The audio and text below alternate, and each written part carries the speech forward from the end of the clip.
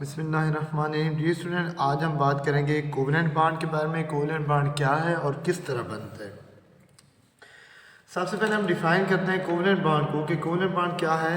The bond which is form by mutual sharing of electron, यानी वो bond जो electron की म्यूचुअल शेयरिंग से बनता है।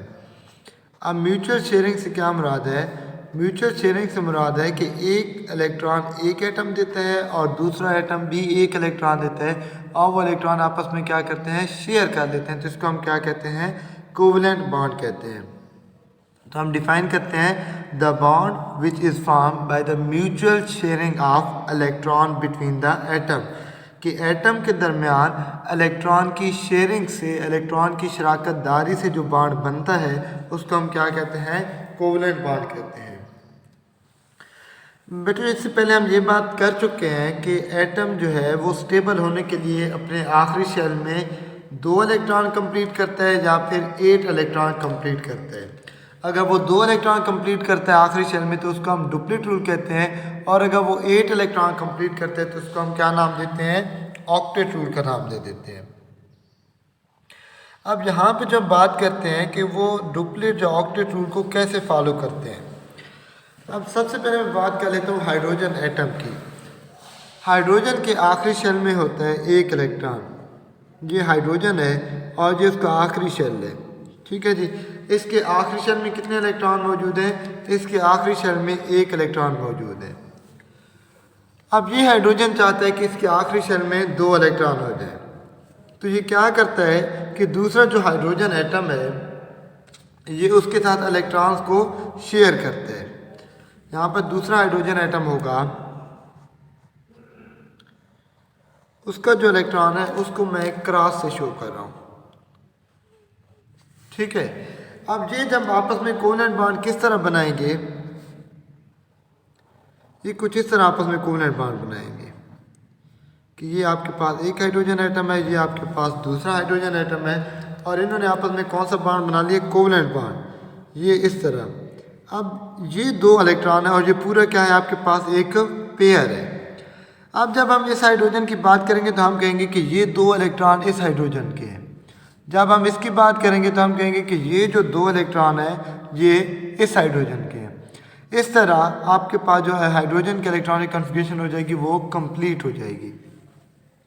इस बॉन्ड को हम लिखने के लिए लाइन लगा देते हैं। अब इन्होंने एक एक इलेक्ट्रॉन शेयर किए तो हम यहाँ पर एक लाइन लगा लेंगे।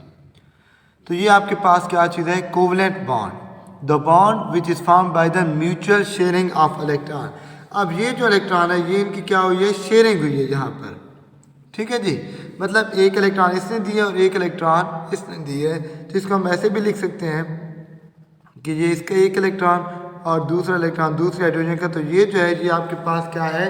शेयर्ड पेयर ऑफ इलेक्ट्रॉन है। ये वाला जो आपके पास पेयर है ये कौन सा पेयर है? शेयर्ड पेयर ऑफ इलेक्ट्रॉन है।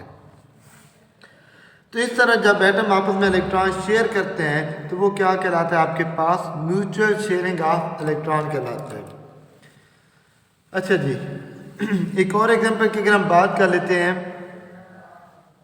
मैं मिसाल कर लेता हूँ, कार्बन की बात कर लेता हूँ। कार्बन की बात कर, चलें HCl की बात कर लेते हैं। अब आपके पास जो हाइड्रोजन एटम है उसके आखिरी शेल में वही एक इलेक्ट्रॉन है। ठीक है जी। इसके आखिरी शेल के इलेक्ट्रॉन्स को मैं शो कर रहा हूँ किस चीज़ से? इस कलर से, कि ये इसका एक इलेक्ट्रॉन है हाइड्रोजन का। क्लोरीन जो है, क्लोरीन का आपको पता है कि उसका एटॉमिक नंबर कितना है? 17 है। क्लोरीन का एटॉमिक नंबर 17 है। उसके पहले शेल में होते हैं 2 इलेक्ट्रॉन, दूसरे शेल में होते हैं 8 इलेक्ट्रॉन और तीसरे शेल में होते हैं 7 इलेक्ट्रॉन। तो यहाँ पर मैं सिर्फ वैलेंस शेल लिखता हूँ। वैलेंस शेल का मतलब होता है कि आखिरी शेल के जो इलेक्ट्रॉन है मैं सिर्फ वो लिखता हूँ। तो आखिरी शेल में इसके कितने इलेक्ट्रॉन हैं? 7 इलेक्ट्रॉन है। और इसके इलेक्ट्रॉन को वाज़ेह करने के लिए मैं ये शो कर रहा हूँ ग्रीन कलर। तो इसके 7 इलेक्ट्रॉन 1 2 3 4 5 6 7, मतलब अब इसको क्लोरीन को भी एक इलेक्ट्रॉन ज़रूरत है। तो हाइड्रोजन क्या करेगा कि जो हाइड्रोजन है वो इस क्लोरीन के साथ, अब हाइड्रोजन को भी एक इलेक्ट्रॉन ज़रूरत है, क्लोरीन को भी एक इलेक्ट्रॉन ज़रूरत है। अब हाइड्रोजन मुकम्मल तौर पर तो इसको इलेक्ट्रॉन दे नहीं सकता। ठीक है, क्योंकि उसको खुद एक इलेक्ट्रॉन की ज़रूरत है। इसी तरह क्लोरीन भी इसको डोनेट नहीं कर सकता क्योंकि उसको भी एक इलेक्ट्रॉन की ज़रूरत है। तो ये आपस में क्या कर लेते हैं, ये आपस में इलेक्ट्रॉन शेयर कर लेंगे। शेयर किस तरह करेंगे कि ये जो आपके पास पेयर होगा ये दोनों के गिर्द रिवॉल्व करेंगे इस तरह। ये हाइड्रोजन हो गया और दूसरा आपके पास क्या हो गया, ये क्लोरीन हो गया। ठीक है जी। अब हाइड्रोजन का जो इलेक्ट्रॉन होगा वो कहाँ पे होगा, हाइड्रोजन का इलेक्ट्रॉन जो होगा वो यहाँ पे हम ड्रा कर लेते हैं और जो क्लोरीन का इलेक्ट्रॉन है वो यहाँ पर। अब इन्होंने क्या बना दिया, बॉन्ड पेयर बना दिया। ठीक है, यहाँ पर मैंने जो लाइन लगाई है इससे मुराद है कि इन्होंने आपस में क्या बना लिया, कोवलेंट बॉन्ड बना लिया। बाकी जो क्लोरीन के इलेक्ट्रॉन है वो एज इट इज़ रहेंगे। क्लोरीन के वही आखिरी शेल में एक इलेक्ट्रॉन तो हमने ये ड्रा कर लिया ना, और बाकी जो है वो 6 इलेक्ट्रॉन उसी जगह पे रहेंगे।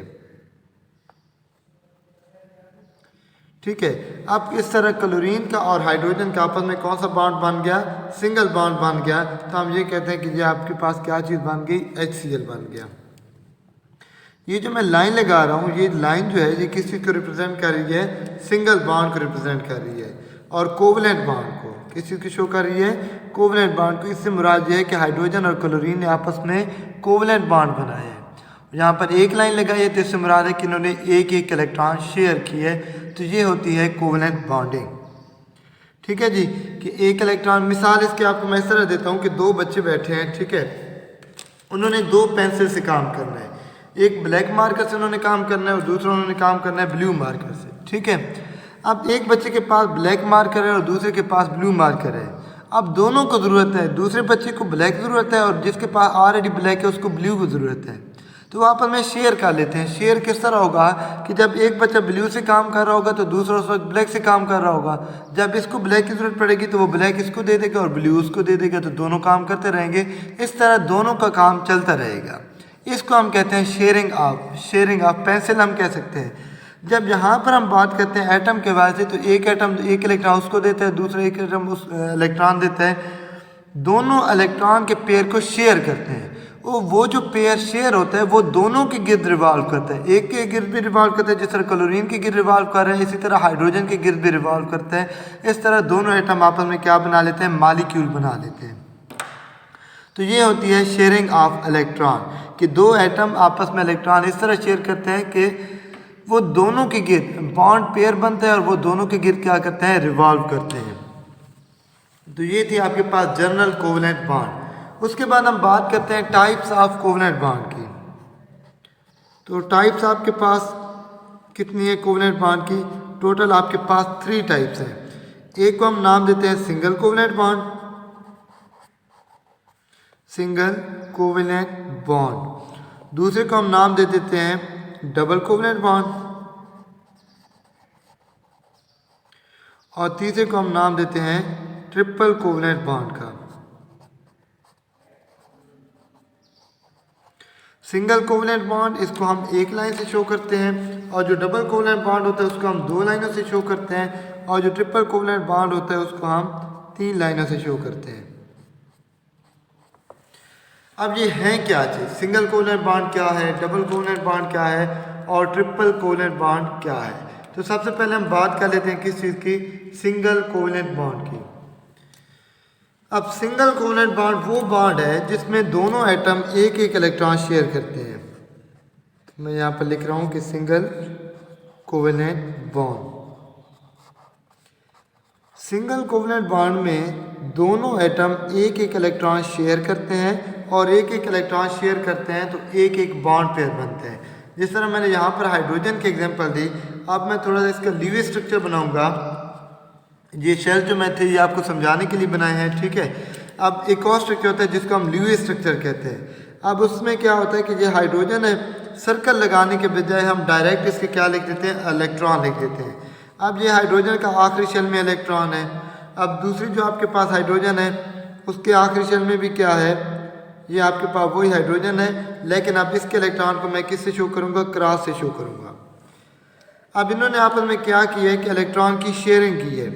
जब इलेक्ट्रॉन की शेयरिंग की है तो क्या बन गया, इनके दरमियान में कोवलेंट बॉन्ड बन गया। कौन सा कोवलेंट बॉन्ड बना, सिंगल कोवलेंट बॉन्ड। क्यों, क्योंकि एक इलेक्ट्रॉन इसने दी है और एक इलेक्ट्रॉन इसने दी है। तो ये जो इनके दरमियान बॉन्ड बना है ये कौन सा है? सिंगल कोवलेंट बॉन्ड है। और इसको हम क्या लिखते हैं? H single bond H। और इसलिए हम हाइड्रोजन को क्या लिखते हैं? H2 भी लिखते हैं। ठीक है जी। तो जब दोनों एटम एक एक इलेक्ट्रॉन शेयर करेंगे तो उसको हम क्या नाम देते हैं? उसको हम नाम देते हैं सिंगल कोवलेंट बॉन्ड का। एक और एग्जांपल मैं दे देता हूँ इसकी। मैं क्लोरीन के आपस में एग्जांपल दे देता हूँ कि क्लोरीन जो है उसके भी आखिरी शेल में कितने इलेक्ट्रॉन होते हैं? 7 इलेक्ट्रॉन होते हैं। तो ये आपके पास क्लोरीन का एक एटम है, इसके आखिरी शेल में कितने इलेक्ट्रॉन है? 7 इलेक्ट्रॉन है। तो मैं इस तरह ड्रा कर लेता हूँ कि एक इलेक्ट्रॉन इसका, 2 4 6 इलेक्ट्रॉन। अब टोटल क्लोरीन के आखिरी शेल में 7 इलेक्ट्रॉन होते हैं। ये जो हम इलेक्ट्रॉन लिखते हैं ये हम इससे मुराद होता है कि आखिरी शेल के अंदर ये 7 इलेक्ट्रॉन है। पहले शेल वाले 2 इलेक्ट्रॉन हम नहीं लिखते, दूसरे वाले 8 इलेक्ट्रॉन नहीं लिखते, तीसरे वाले जो है वो 7 इलेक्ट्रॉन हम लिख रहे हैं। अब दूसरा जो क्लोरीन का एटम है उसके भी आखिरी शेल में वही 7 इलेक्ट्रॉन होंगे। तो उसके इलेक्ट्रॉन को मैं क्रॉस से शो कर रहा हूँ। ठीक है जी। अब इस क्लोरीन को भी एक इलेक्ट्रॉन चाहिए, इस क्लोरीन को भी एक इलेक्ट्रॉन चाहिए। तो ये आपस में क्या करेंगे? इलेक्ट्रॉन शेयर करेंगे। किस तरह कि ये क्लोरीन का एटम है, ये दूसरा क्लोरीन का एटम है, ये इलेक्ट्रॉन इन्होंने आपस में क्या कर लिया? शेयर कर लिया।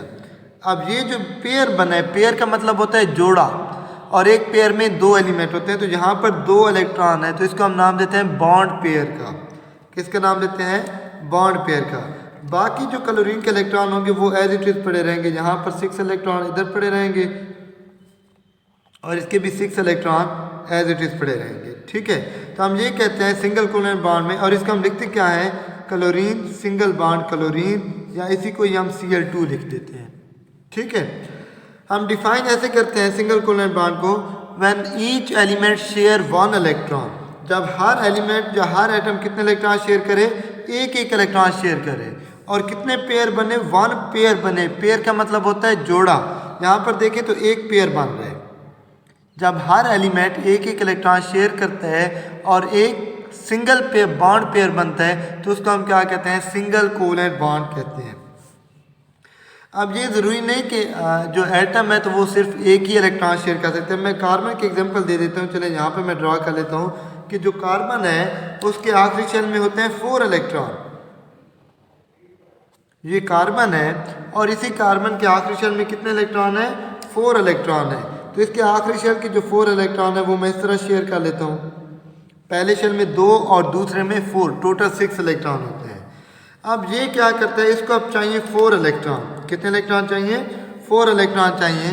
तो ये क्या करता है कि यहाँ पर एक हाइड्रोजन के साथ इधर शेयरिंग कर लेता है, दूसरे हाइड्रोजन के साथ इधर शेयर कर लेता है, तीसरे हाइड्रोजन के साथ एक इलेक्ट्रॉन इधर शेयर कर लेते हैं और चौथी हाइड्रोजन के साथ एक इलेक्ट्रॉन इधर शेयर कर लेते हैं। इस तरह जो कार्बन एटम होता है वो 4 हाइड्रोजन के साथ क्या चीज़ बना लेते हैं? सिंगल बॉन्ड बना लेते हैं।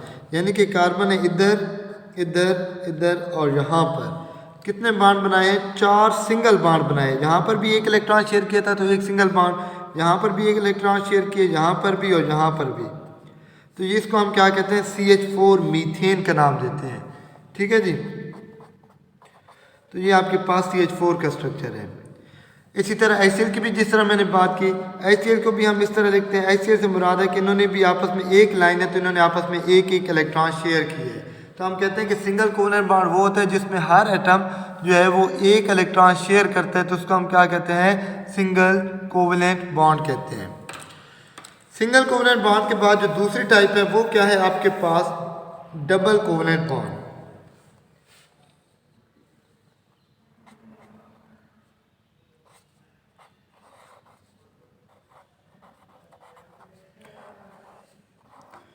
डबल कोवलेंट बॉन्ड में क्या होता है?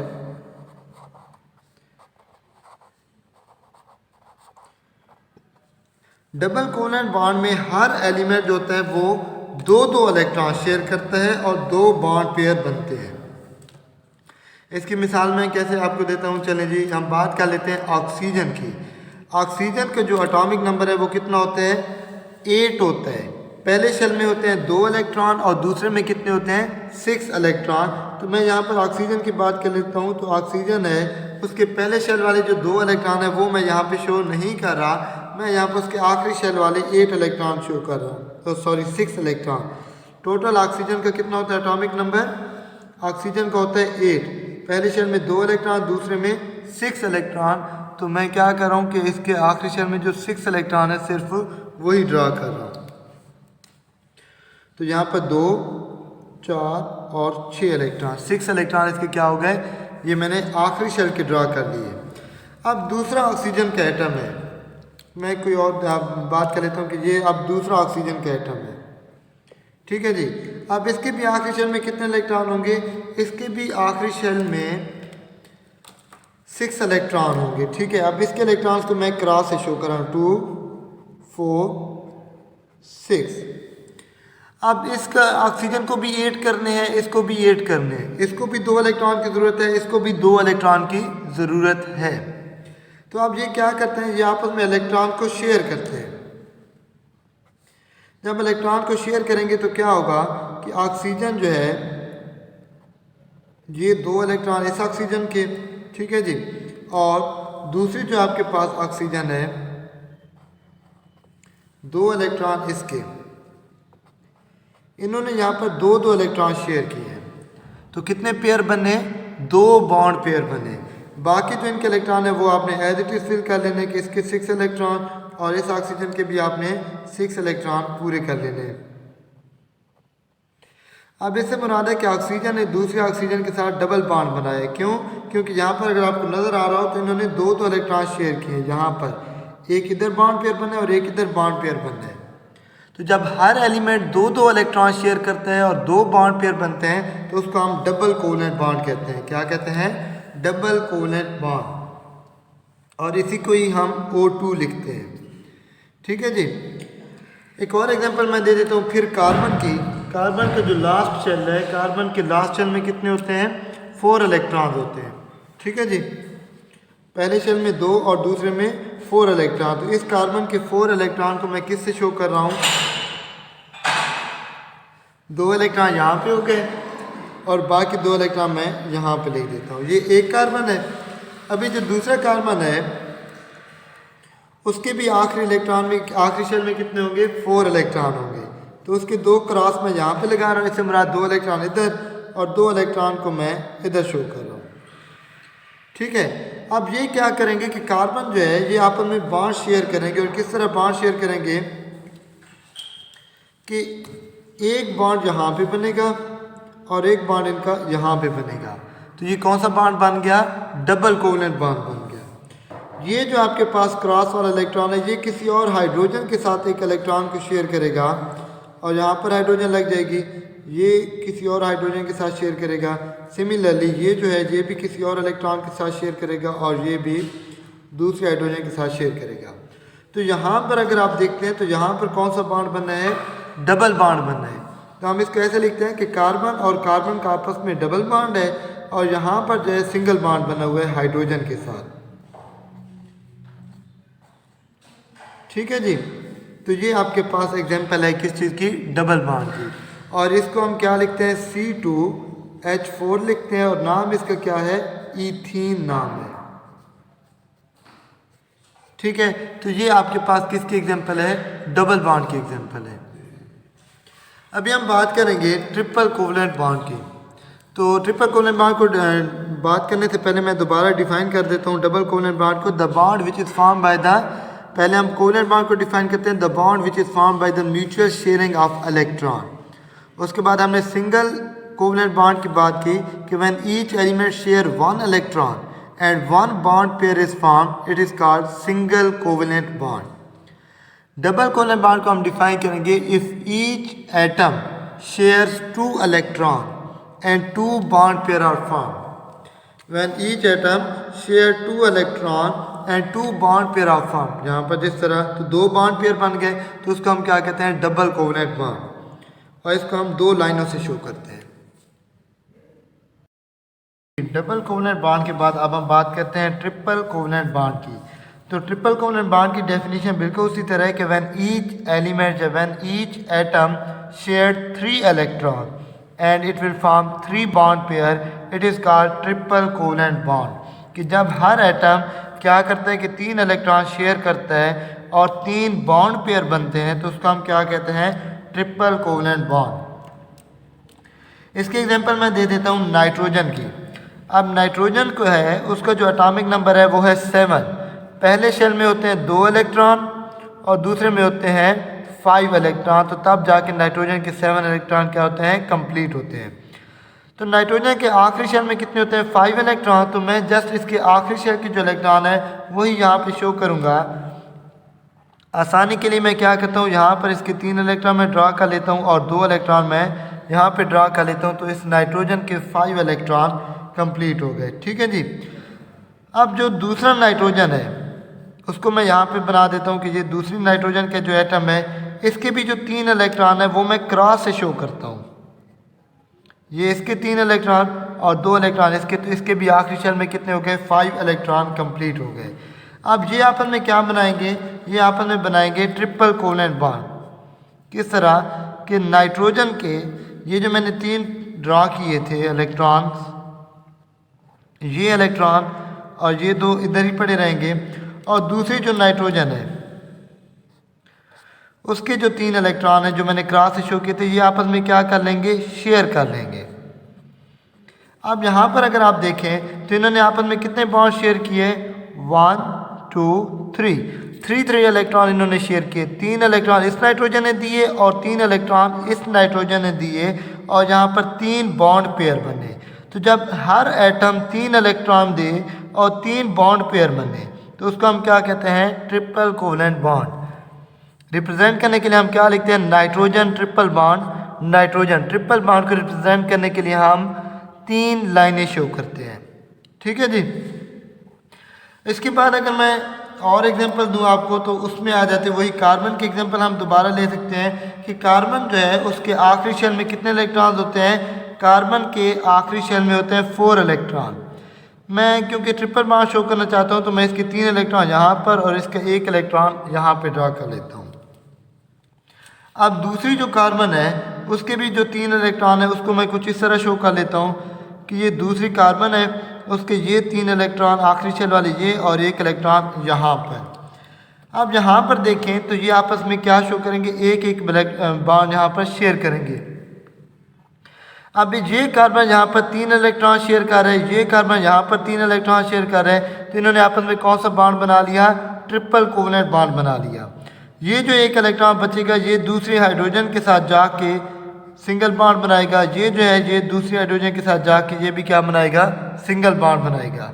तो ये आपके पास कुछ इस तरह का स्ट्रक्चर बन जाता है। कार्बन कार्बन का आपस में ट्रिपल बॉन्ड है और यहाँ पर हाइड्रोजन के साथ सिंगल बॉन्ड है। ठीक है, और इसको हम नाम क्या देते हैं, इसको हम नाम देते हैं इथाइन का। फार्मूला इसका क्या बनेगा, C2H2। तो ये भी आपके पास क्या चीज़ है, ट्रिपल बॉन्ड है। ठीक है जी। एक और एग्जांपल मैं दे देता हूँ कार्बन और नाइट्रोजन की आपस में ट्रिपल बॉन्ड की एग्जांपल दे देता हूँ कि ये जो आपके पास कार्बन है, ठीक है, इसके 3 इलेक्ट्रॉन मैं यहाँ पे लिख रहा हूँ, 1 इलेक्ट्रॉन मैं यहाँ पे लिख रहा हूँ। जो नाइट्रोजन है, नाइट्रोजन के मैं फिर 3 इलेक्ट्रॉन यहाँ पे लिख देता हूँ, ठीक है, और 1 इलेक्ट्रॉन मैं यहाँ पे लिख देता हूँ। बल्कि नाइट्रोजन के 5 होते हैं तो इसके यहाँ पर 2 इलेक्ट्रॉन आ जाएंगे। अब ये आपस में क्या करेंगे, कितने बॉन्ड शेयर करेंगे, 3 बॉन्ड शेयर करेंगे। यहाँ पर ये 1 पेयर, दूसरा बॉन्ड पेयर और ये तीसरा बॉन्ड पेयर। नाइट्रोजन ने 3 इलेक्ट्रॉन दिए, कार्बन ने भी 3 इलेक्ट्रॉन दिए, और कितने बॉन्ड पेयर बन गए, 3 बॉन्ड पेयर, 1 2 3 बॉन्ड पेयर बने। तो इसको हम क्या कहते हैं, ट्रिपल कोवलेंट बॉन्ड। कार्बन अपना 1 इलेक्ट्रॉन की फिर कमी है तो उस कमी को पूरा करने के लिए ये हाइड्रोजन के साथ सिंगल बॉन्ड बनाएगा। अब कार्बन के 8 इलेक्ट्रॉन कंप्लीट हैं, नाइट्रोजन के ऑलरेडी 8 इलेक्ट्रॉन कंप्लीट हैं। नाइट्रोजन के 8 इलेक्ट्रॉन कैसे कंप्लीट हैं कि जब हम नाइट्रोजन की बात करेंगे तो हम कहेंगे कि जी नाइट्रोजन के कितने हैं, 3, ये जो पिंक कलर में है, और 3 ये 6 और 2 8 इलेक्ट्रॉन इसके कंप्लीट हैं।